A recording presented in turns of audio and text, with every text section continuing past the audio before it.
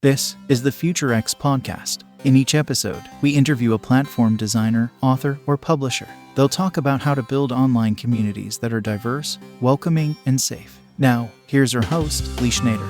In today's episode, you'll meet Laura Hartley, founder of an online school for changemakers called Public Love Enterprises.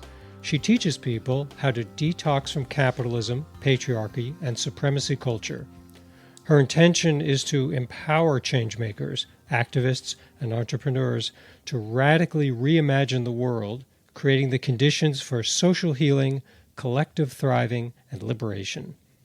Laura, thanks so much for joining us today on the show. Thank you for having me. It is an honor to be here. Let's start at the beginning. Tell me about Public Love Enterprises. How do you create a school for changemakers, and what do you teach? So we really focus on the inner work that we need to do for outer change. And, what I mean by this is really three things. One, getting free of internalized systems like capitalism, patriarchy. We firmly believe that we are the system. So whenever we're looking to change the world, we need to look inside ourselves and see the way that we are upholding and perpetuating the systems. Two, getting power so that we can really make real change. So many of us sometimes are uncomfortable with that word power and what it means. So starting to explore it in more depth. And three, figuring out what is ours to do in this time. We live in a really pivotal point in history where there is so much that needs to happen so fast. And understanding that each of us has a vocation, each of us has a calling, each of us has something that we are supposed to offer. So those are the three areas that we focus on at Public Love Enterprises, really helping changemakers to go in, to do the work so that they can stay with long haul work, so they can feel good about what they do, and create a better presence on the planet. The inner work of social change. I wanted to delve into that a bit because you just mentioned something which fascinated me, which was we believe we are the system. We are so identified with the system. How do you work on dividing that or creating a boundary, or how do you start with that, which seems so huge? It is huge, isn't it? I think what I was saying when we are the system is understanding that very often we see the system as outside of us. It's just something that's just kind of there, but it doesn't exist outside of humans, right? And it's existed usually for hundreds of years. So it's a generational thing. And really it's a mindset and it's a belief that has been passed down and been perpetuated from generation to generation. It can't have been upheld without that. Now, when I'm talking about internalized capitalism as, the most common example that we talk about, we're talking about a mindset that says we always need to be doing more, that we need to be giving more, that we're not quite enough as we are, that there's not enough time, that there's not enough money, there's not enough resources. And so, of course, we feel this scarcity and feel this hustle culture, and then this manifests in us as burnout, as perfectionism, as this kind of over-giving. And we can't then change the system on the outside until we're also changing the level of the belief and mindset at which it appears. So there's a lot of layers to this, depending on the system that we're looking at, depending on the individual that we're looking at, depending on whether we're doing this work primarily for external purposes or whether we're also doing it to get free in our own lives. But really it's about coming back to understanding the system, understanding the ways that it shows up within us, and then redirecting ourselves to a new compass.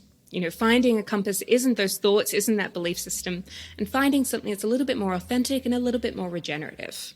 Let's talk about climate change and the climate situation as one example of this. It's a huge problem. It's kind of immobilizing. It is something that we've been blamed for in an odd way. There's a theory, which I've been reading up on a bit, where we've been sort of sold this idea that we are the people who mess this up. But in reality, there's toxic chemicals that are put out into the world. There's fossil fuel companies that have created this whole system of power generation and sustaining our cities. And our idea is, it's our problem because we asked for all that stuff. But we didn't really ask for all of that stuff. We didn't ask for the plastic gyre in the ocean. We didn't ask for many things that have just sort of our fault. So where to begin is what I'm thinking of, not only for a change maker who does this as a vocation or avocation, but just for an everyday person, it seems kind of immobilizing. So what would be your thoughts for someone who says, wow, I don't even know where to start? Oh my gosh, I love this question. I mean, there's so many layers to how I want to answer this and things to think of. You know, I think when we're looking at climate change, it is important to know it is actually a system problem and it's not the fault of individuals. And I think we've been sold a lie now, certainly for the last 20, 30 years, that, you know, if we just reduce our individual carbon footprint, that, you know, if we just like cycle a little bit more and if we recycle and all of these things, that we'll be fine. And that's not true, because this is a massive problem. And like, really, this is a systemic problem, and it has its roots in capitalism. It has its roots in extractivism. And it's not something that you or I as individuals in this moment right now have a huge amount of power over. And it is something that still we participate in and that we have agency to try and change. So what I'm talking about with We Are the System, you know, is recognizing that there are system problems that exist. You know, when I'm looking at climate change as an example, I'm looking at capitalism being just one system that is a major contributor to that, because we cannot have infinite growth on a finite planet. It's just not possible. Capitalism is also a system with a huge amount of scarcity embedded within it. So if we want to get to the root of climate change, we need to get to the root of two things. One, our economic system, and then two, the other root in it, which is the root of disconnection and separation. The idea that we are somehow separate from the planet, we are somehow separate from every other ecosystem that exists, and that we're separate from each other. And obviously there is policy work to do here. There is the work to do of reimagining our economic system, of supporting businesses through a transition, supporting individuals, supporting the end of certain industries. All of this needs to happen. But for all of it to become a true transformation and not just a tweak in the system, we need to also look at the ways that we are living out these very same mindsets. So what is the same way that I am living out this disconnection? What is the same way that I think that I am somehow separate from my neighbor, and what is happening to them? How can I start to reconnect to myself a little bit here? What are the ways that I'm acting from scarcity? You know, as a climate activist, one of the biggest things that I saw was this burnout rate. And this existed in part because there was this huge time scarcity mentality that we need to act now, we need to go faster, we need to give everything that we've got. And absolutely, we do. But urgency doesn't always mean working faster. Sometimes it means slowing down. Sometimes it means working more intentionally. And so where can we start to really still change the systems, work at the level of the system, but also change the energy and change the belief and change the attitude with which we're doing that work?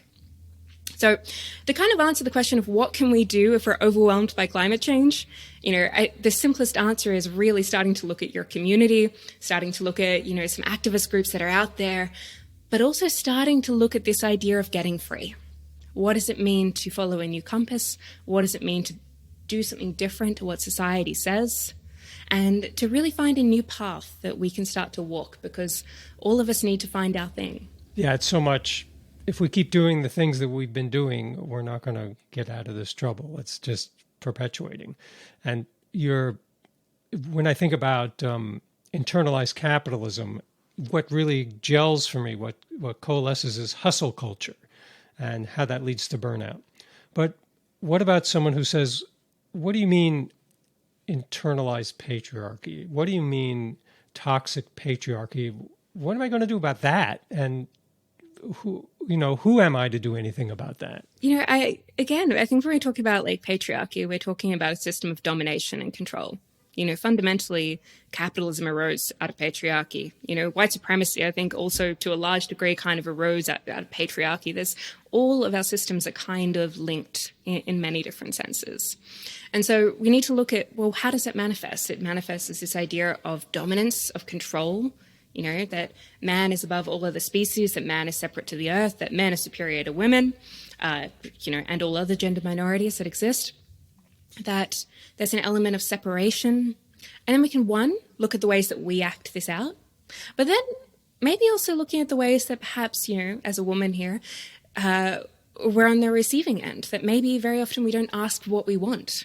We haven't been conditioned and trained to ask for what we want. We've been conditioned from a very young age, even unconsciously by society, to believe that we should be more caring, that we should be doing the work of kin keeping, of looking after our families, of, you know, somebody needs to take the minutes in this meeting. That's okay. I'll step forward and do it. There's a lot of this extra labor that goes to women or to femmes. And so how are we aware of what we're picking up here? These are the types of questions that we're starting to look at. Another example when we're talking about patriarchy that kind of shows up is this idea of perfectionism. And I think this is deeply intertwined with capitalism, this idea that we're not enough and that we need to be better, And think historically, what was the idea for thousands of years of really how women were supposed to be? They were supposed to be quiet. They were supposed to, look a certain way. There was supposed to be an appearance about them. There was, they're supposed to be clean. They're supposed to be polite. All of these ideas that perhaps don't apply in the modern age, but really, in our psyches haven't changed in that long. We're challenging a lot of these models that say that we were supposed to be one thing when really, authentically, truly at our core, we're not. So we're looking to get to the root of how can we find a more authentic compass and know what is ours and what is truly my views, my thing to speak into the world, the way that I want to be, and what is the way that I've been conditioned to think that maybe I should be a little bit different, that I shouldn't ask for this, that it's not okay, that it's not enough. So it's many different layers depending on what we're talking about, but there's a lot that we can start to explore. You have a very robust online presence. You have a website for this project, for your work. What are your must-haves for a safe, inclusive, diverse, healthy online community? What do you need to see? Okay, so I really like this question because I think, again, there's kind of a few things to speak to. One is I really liked, I think it was Kelly Deals who recently said that she doesn't call her online space a community. She calls it a gathering space, in part because it's not entirely possible to have what is a real community online, and that there are some dangers in calling it a community. And I should say I use that word community, but I really appreciated this perspective because it's not the same thing as what we're having in real life. So there's a couple of things that I take into account. One, whenever I'm holding live courses, so I'm on a Zoom call with lots of people, is I believe in co-creating a participant agreement at the beginning of the course. Now, this is just a set of guidelines that we create together about how we want to be. If we put it out to the group to throw things out, it doesn't all come from me, but it usually includes things like, perhaps paying attention or putting our phone on silent, or there's no stupid questions, these kind of rules that we agree.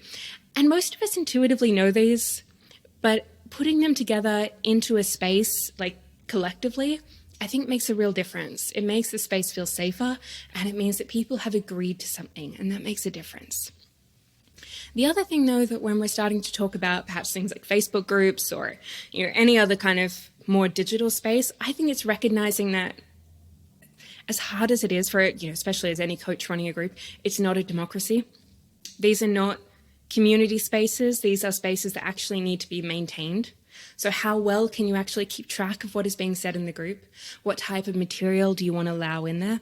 And having some strong rules and some strong boundaries around what can be discussed and how things can be discussed and what language can be used is actually important if you want to keep it safe.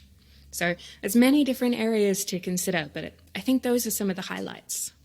Yes, safe. Let's talk about that for a sec, because that's actually pretty hard, I think, because you want freedom. You want people to feel that they can say what they need to say, but you also have to be aware that people could say something that's either just plain old dumb or offensive or insensitive to the other members of the group. It involves what? I have a question in here somewhere. I'm getting to it. I'm building up to it. What do you need to be considerate of? What do you need to be aware of? And how well do you need to know the group, to take the temperature of the group, to know what the boundaries are there and what would feel safe to that group? How is it done? And maybe this is a question that maybe these online groups aren't supposed to be safe. There is an element that they need to be safe in one sense. You can't have hate speech going on. You can't have accusatory remarks. You can't have, this complete spread of misinformation. There's an element of safety with that. But at the same time, we're also very particular about feeling comfortable in these groups, right? About nothing should be said that makes us uncomfortable. And I think sometimes that puts us in a little bit of a bubble. So I think there is a line to be drawn between actually maybe what is safe and what is uncomfortable, and where that line is. Now, this is when I was coming back to a little bit before when I said it's not a democracy. I think too often it's easy to look to the group as to what should be allowed here. But like if you're a solopreneur or if you're a coach and you have just like a very small to moderate size group, then you kind of got to work with what you have and your resources that you have. And that means I think you need to set the boundaries around what is allowed and what is not. What are the terms that you want to have for people coming into this group? This is the struggle with the term community when we use it online, because it's very different to if we're using community in our neighborhood, if we're using community in our church group, if we're using community, in our activist movements. Like, it's very different when we're coming into somebody else's online space, and recognizing as well that most of us online it's a lot easier to say something online that we would never say in real life.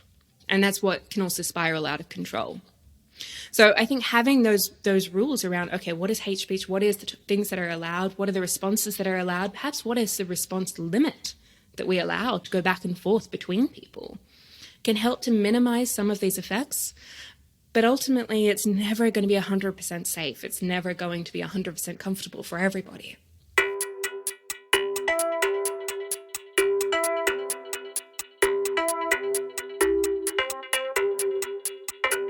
When I write a podcast description or when I teach a course, I'm aware of trigger warnings. I'm aware that there's going to be a topic, maybe 20 minutes into the podcast that I'm producing, we're going to talk about rape or we're going to talk about something. And I will tell people, I may have to do it now in this episode description, that that's coming up, and to give people the ability to say, I'm in for that or I'm not in for that.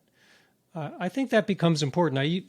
To be honest, I used to think, well, so what? You just talk about what you talk about. But I don't think that's fair to people anymore, because there's such a fire hose of information and ideas and stuff coming at us that someone should help us out a little bit. We're also not always choosing what we consume, right? Like, just think about the way the algorithms work. Like, the amount of times every day we open up Instagram or Facebook, we open an email or whatever it is. Like, we are inundated with information all day, every day. And so I think trigger warnings and content warnings do provide us with an opportunity to have a little bit more consent over what we're being exposed to, a little bit more consent over what I want to take in for my information, for my energy, for my well-being today. So I do agree that I think there is absolutely a place for them. And also, what about outreach? I'm looking at, when I'm, say, casting the people for this podcast, I'm very clear with myself and I say, well, do I have enough women? Do I have enough people of color? Are different viewpoints represented here? Does everybody look like me or not? And ages ago, I would probably not even think about that for a second. I would just say, well, let's just get a bunch of interesting people and we'll talk about topic Z. But I don't think that way anymore because of representation, not so much inclusion, but just because I want to represent a diverse viewpoint, because I think so many people, it's been shown so many times that diversity improves conversations, improves companies. It's a good thing to have diversity. How do you approach that? When you're looking at, say, the constitution of a new cohort coming up that you're working with, is it something you think about and can you do anything about it? I think about it definitely, yes, in terms of, say, my own podcast. Like, I'm very conscious about having a variety of guests on from a variety of backgrounds and a variety of identities. I think it definitely adds to a more robust and interesting conversation. In terms of my actual courses, I think about it less. And I think that's because there's less control over who enrolls in courses. It's wonderful, and I think it's important in our marketing, in all of our work, in our language, to be inclusive and to be open of everybody. But at the same time, and I say this, I've had people enroll in my courses now from about 12 different countries, which is wonderful. So there's people from a huge variety of backgrounds and places that are coming to this work. But it's not something that I can control. And so because of that, it's not something that I'm going to include as like, oh, well, I need to make sure that this next cohort of people has, X number of people from here and X number of people from here, other than ensuring that my marketing does its best to not be biased in that regard and to open it up and to be a little bit more inclusive. But definitely when looking at online summits that I've been a part of, looking at talks that I'm a part of, groups that I want to participate in, I want to ensure that there's representation there. And so that is something that I can do, is also, if if I'm fortunate enough to have a platform, to also be like, well, who else is on this? How can we ensure that there is diversity? And I think that has more meaning than looking at the school as a whole and the students who come through it. Sometimes it's actual work to find people, to get people. Or if I'm a producer of an event, say I'm a speaker, and I say, you don't have any women on this panel, I'm asking that producer to do a little extra work of the producer of the panel. But I think that's part of it now. I think they just have to. I think it's what we need to do because of all the things that we started talking about is if we're going to look at systemic change, well, you got to start right now with, what we're doing right now. I don't think we're all connected. Is you said, you were kind of talking about that a bit. Shouldn't consider ourselves as separate from everyone else. And what people see in what we put out there, the courses, the panels, the podcasts, well, they should really reflect what we think needs to be out there. It is uncomfortable to address this at first. Like, I think back as well, even just thinking about like jobs that I was in years ago and like looking around and like everybody at that company was white. That was something that wasn't challenged. It was something that, as I was growing up, I wasn't even taught to necessarily see. So it's only as we start to learn these things that then we have the ability to see them. And then we have the ability to become aware of, well, what's my participation in this? Where have I opened doors? Where have I looked beyond the people that are in my usual circle or my usual network? And started to challenge the lens of which I'm looking, that we can start to make real change. So I think this is so important that we start to do this. And as we're saying, doing it at the level of who we're hiring, who we're contracting to, the panels and the networking events that we're a part of, and where we can to our own communities, I think is really important. So speaking of community or gathering, online gathering, what is your advice to someone who maybe they have some thoughts about being a coach, or maybe they want to do an online course, or maybe they want to create some gathering community around their work as a writer or artist? What are your thoughts? Where should they begin? What are some of the baseline ground rules that they really should be considering? One thing I'd probably look at here is, do I want to build a following or do I want to build a community? Because these are two different things. I think we confuse the two, and I'm guilty of that myself for a long time. And so really recognizing that actually a lot of us, as coaches or as thought leaders or as artists, we want to build a following. We want people who understand and connect with our work and who can engage with our work. And that's a very different dynamic to, as an activist with my activist hat on, I want to build a community and I want to be part of creating a robust and a diverse and a connected community. So these are two different spaces that I want to be in. So when I can see that, then I have a little bit more agency over what I'm doing. If community is what I'm wanting to build, I think we need to look at, well, what is community? What do I want it to center around? What is our shared common value? What is our shared belief? What are we all offering to this space? How do we want it to enrich our lives? And then how are we going to deal with the very, the messy bits, the conflict, the uncomfortableness that does come up in community? Because you cannot have community, real community, without also having something that's messy and uncomfortable. So what I would recommend to anybody, particularly coaches, particularly anyone in this space who's wanting to think about this, which one is it? And if it's a following, understanding that, again, use Facebook groups, use Mighty Networks, use these spaces, but it's not a community. So it's a very different intentionality, and you need to have rules and guidelines about what is appropriate in that space. Are there any recommendations or ideas you would have for platforms to try and platforms to avoid? I think Facebook as a group, if you're using it for groups, is not worth using. One, you're always you're subject to Meta and all of their problematic issues. Right. Depending on what you want to participate in, you're subject to their algorithm. Things don't get seen. There's a lot more room for people to come in and kind of be more disruptive, I believe, on Facebook. Only as a participant have I been part of Mighty Networks groups for various other people that I follow, and I have always found them actually a good space. It's different because you're not on Mighty Networks every day, right? It's not like Facebook or Instagram where you're opening it up and you're going to scroll. You're going there because you want to see what is happening. And it's very well organized. You're able to collate things. You can reach out to people.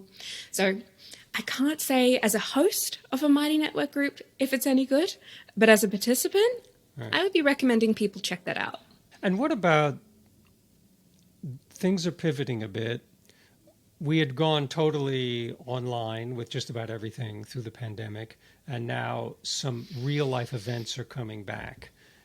Where have you landed in that? Do you think that this can be done, meaning social change and change in general, can be done in a platform like this? Or must it always aspire to being in person? Or doesn't that matter so much anymore? Ooh, I like this. It's got me thinking. I started this online school over the pandemic. So I've definitely seen a noticeable shift, over those years when so many of us were in lockdown in various places that, of course, we're happy to do everything online. I joined Zoom calls, signed up for them all the time.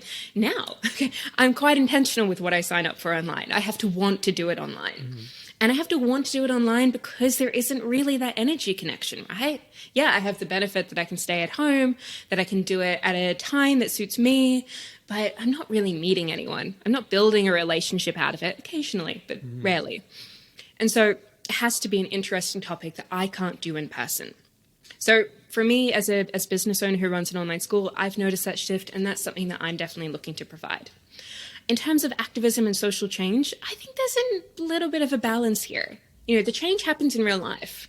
The change doesn't matter what we say in the digital world. It has to be reflected in real life. It has to be embodied into the world.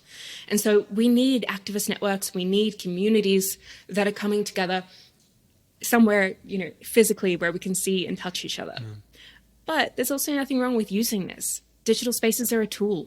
Particularly for coaching, particularly when I work with people one-on-one, particularly for online courses. I wish I could offer this in every city of the world, but I can't. I can only offer it from where I am. And so it gives people an opportunity to participate in something larger, to meet people from very different networks they wouldn't have the opportunity to meet if it was all just in real life. To maybe also play with things in a way that we're sometimes too afraid to. When we're also kind of together in person. Sometimes it's safer when we can turn our camera off and be on mute and, just listen in. Mm-hmm. So I think there's an either or to that. It's not an either or. There's a little bit of a both and to that question, and there's space for both to emerge and to go forward. The risk idea is very interesting. I was thinking about that because there's a lot less risk in doing it like this. I was just thinking that very thing, what you just said. I could just turn off my camera and tune out a little bit. But what you brought up made me think it's also the other side, that we might be willing to take a little bit more of a risk and try to meet with a group or try to do something when it's like this as an entry point, because it's a little easier. Yeah. You don't have to go anywhere. Absolutely. And there's something to that. Yeah. It's much less of an investment than having to go in person, which sometimes might mean going a long distance. It means, also from like a privileged perspective, needing to have something to wear, to show up. Some of us struggle with anxiety in different groups. There's a lot that online sometimes has to offer, as much as it also detracts. There were a few things on your site that really caught my eye, and we don't have to hit every one of them, but a few things I wanted to ask about. Connecting community, purpose, politics as embodied spirituality. That caught my eye. I do yoga, I meditate. I wouldn't call myself at all religious, but I'm getting more comfortable with the idea of thinking of myself as spiritual. But what is embodied spirituality in connection to community and purpose? Yeah. So all of my work I kind of talk about as self-work for world work. And, whenever we're looking at self-help or personal development or spirituality, and we're looking at it without a lens of also collective liberation, we're looking at it without a lens of also the world and how is the world going to be a better place, then it's just another form of capitalism. It's just another form of this, I need to be better. I'm going to create my own personal enlightenment and I need to strive for more. It's a very narrow focus. And a lot of the ways that we currently approach the idea of spirituality is something that it's very internal. It's very much just for us. It's something that we practice on our mat or our cushion. And I believe it is something that really we need to translate into the world. Spirituality is really it's our deepest values. It's our deepest beliefs about the world and what is sacred and what is meaningful to us. And there are elements there that transcend all religions, that transcend every country on earth, around compassion, around grace, around hospitality. And these things shouldn't just apply for our personal lives and those things. Our politics should be a robust expression of this. You know, what is politics if not our collective choosing of who and how we want to be together? It is our largest form of community, but it has been hijacked to be seen as something that's dirty or it's jaded, and, you know, it's all about career politicians and can't make real change, and all of these stories that I think are fundamentally untrue. So when I'm talking about as embodied spirituality, what we're really talking about is infusing the ways that we come together, infusing our policies, our politics at every level with value, with compassion, with care for one another, with gratitude, with hospitality. And one of the ways I see this really a good kind of practical, robust example is in the model that Bhutan uses of gross national happiness. So like, I was really fortunate to visit Bhutan a number of years ago, and they're this tiny Himalayan kingdom nestled between like India and China. And they're famous for this development philosophy of gross national happiness, which really measures the happiness of their people. And it sounds simplistic, but there's a lot of metrics to this where they measure education, time use, living standards, good governance. And any policy that wants to be created theoretically should go against this set of values. Is this going to contribute to the overall well-being of our country? Now, Bhutan has managed to create that, I think, with a very different background to us, because, you know, obviously coming from an Eastern Buddhist background, you know, we are coming at it from a much more capitalistic point of view. But to me, that's embodied spirituality. That's saying, hey, these practices that I care about caring for myself, caring for others, and caring for the planet, are translated into the actual governance of who and how we want to be together. I would love to see that come into more of our communities here in the Western world. This also calls up ideas of power.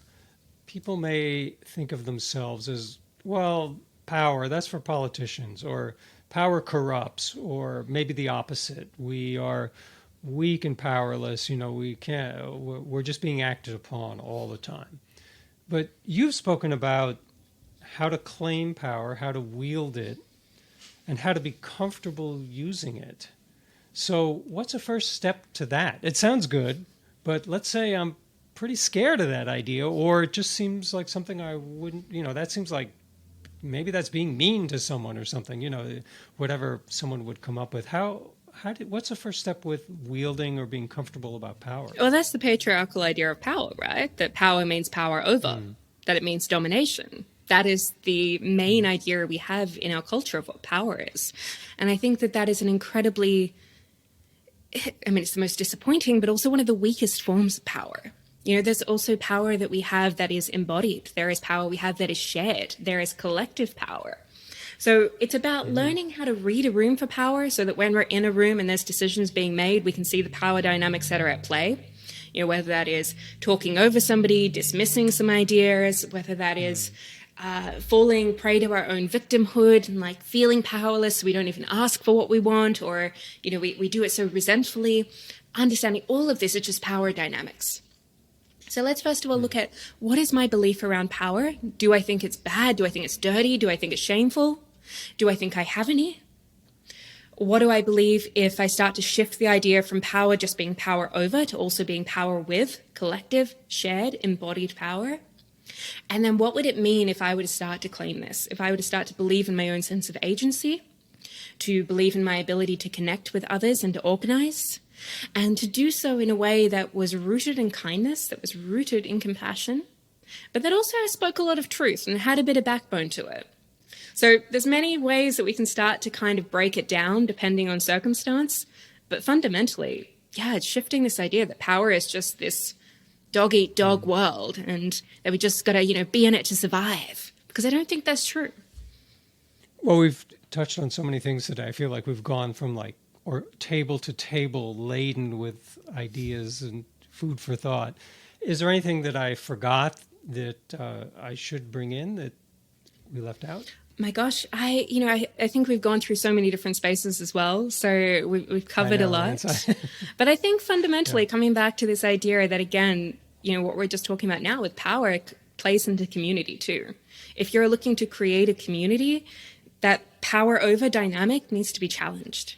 And what can really fuel and foster a community is a sense of shared and collective power.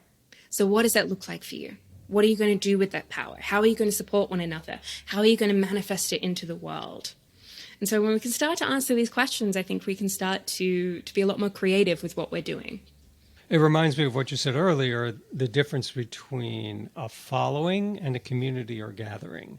A following says to me, you all are my audience, you're going to take what I give you, more or less. Yeah. But a community is much more of a living thing, and you do have to be more sensitive and just thinking about what the power dynamics, as you said, what people are thinking and saying and how this is working. You have to kind of, at the risk of being abstract, you have to take more of a systems approach. You have to back out of it and say, well, how is this working? How are people really with each other? Yeah, and what is it offering them?